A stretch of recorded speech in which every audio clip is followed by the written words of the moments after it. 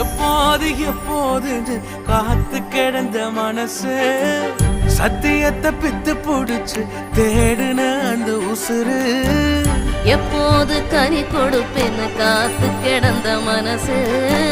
சத்தியத்தை பித்து புடிச்சு தேடுன அந்த உசுறு நான் ஜெபிச்ச ஜெபமெல்லாம் வீணா போகவில்லை நான் விதைச்ச விதையெல்லாம் தரிசமாறவில்லை நான் ஜபிச்ச ஜபமெல்லாம் வீணா போகவில்லை நான் விதைச்ச விதையெல்லாம் பரிசமாறவில்லை